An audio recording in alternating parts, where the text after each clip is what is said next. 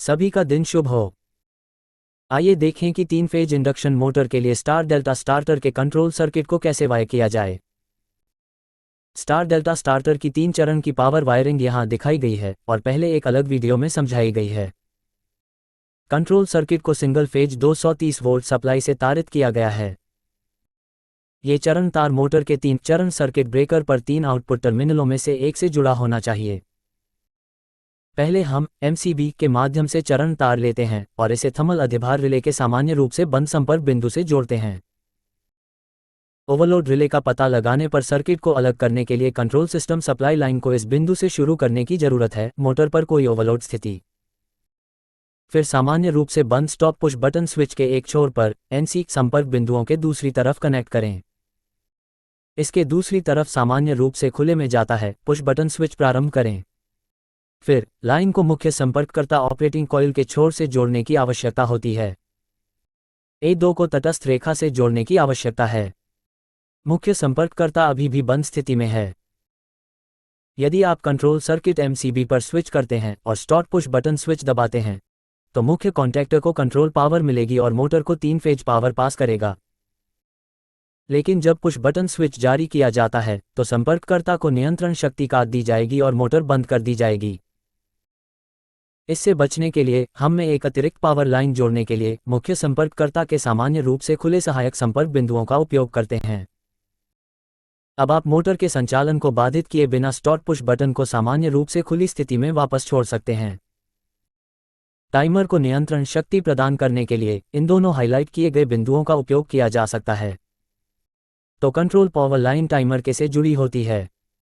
A2 तटस्थ रेखा से जुड़ा है जैसा कि यहाँ दिखाया गया है।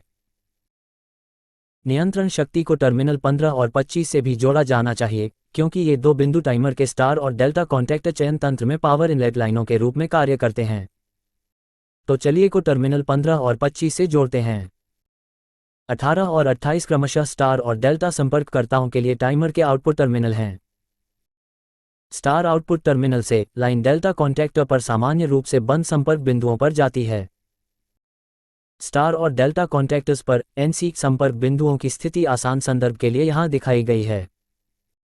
डेल्टा कॉन्टैक्टर से control line star contactor operating coil and तक जाती है।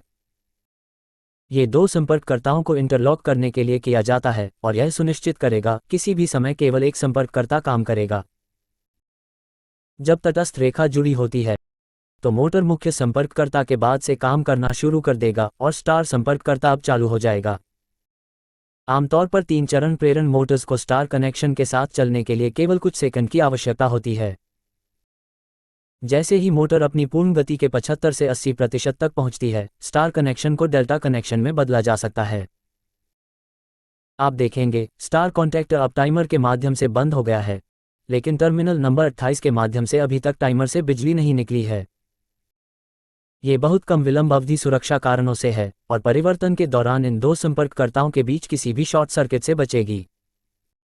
करीब 50 मिलीसेकंड के इस पॉज टाइम के बाद डेल्टा कॉन्टैक्टर को पावर मिलती है। जब तक आप स्टॉप पुश बटन स्विच दबाकर मोटर को बंद नहीं करते तब तक मोटर डेल्टा कॉन्टैक्टर और मुख्य कॉन्टैक्टर से बिजली के साथ काम करेगी।